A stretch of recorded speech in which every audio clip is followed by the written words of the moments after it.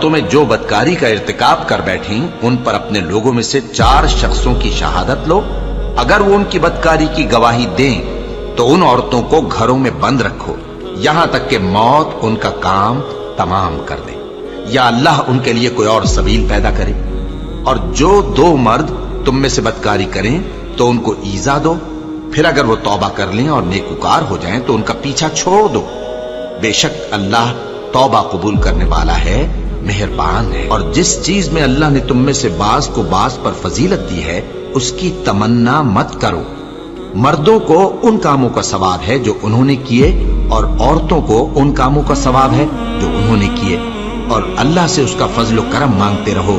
कुछ शक नहीं कि अल्लाह हर चीज से वाकिफ है। मर्द औरतों पर हाकिम है इसलिए कि अल्लाह ने बाज को बाज से अफजल बनाया है, और इसलिए भी कि मर्द अपना माल खर्च करते हैं। तो जो नेक बीबियां हैं वो फर्माबरदार होती हैं और उनके पीठ पीछे अल्लाह की हिफाजत में माल व आबरू की खबरदारी करती हैं। और जिन औरतों की निस्बत तुम्हें मालूम हो कि सरकशी और बदखुई करने लगी हैं तो पहले उनको ज़बानी समझाओ, अगर न समझें तो फिर उनके साथ सोना तर्क कर दो। अगर उस पर भी बाज ना आए तो ज़दोकोब करो, फिर अगर तुम्हारा कहना मान लें तो फिर उनको ईजा देने का कोई बहाना मत ढूंढो।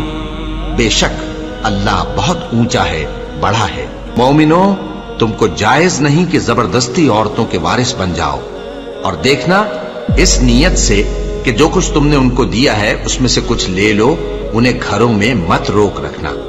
हाँ, अगर वो खुले तौर पर बदकारी की मुर्तकिब हों तो और बात है, और उनके साथ अच्छी तरह से रहो सहो।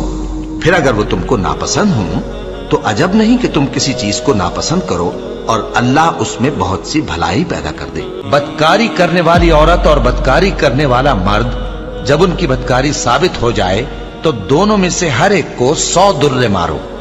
और अगर तुम अल्लाह और रोज़े आखिर पर ईमान रखते हो तो अल्लाह के कानून को नाफिज करने में तुम्हें उन पर हरगिज तरस ना आए, और चाहिए कि उनकी सजा के वक्त मुसलमानों की एक जमात भी मौजूद हो।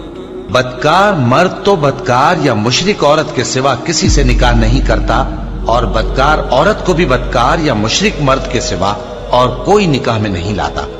और ये यानी बदकार औरत से निकाह करना मोमिनों पर हराम है। और जो लोग परहेजगार औरतों को बदकारी का ऐब लगाएं और उस पर 4 गवाह न लाएं तो उनको 80 दुर्रे मारो और कभी उनकी शहादत कबूल न करो, और यही बदकिरदार है। हाँ, जो उसके बाद तौबा कर लें और अपनी हालत संवार लें तो अल्लाह भी बख्शने वाला है, मेहरबान है।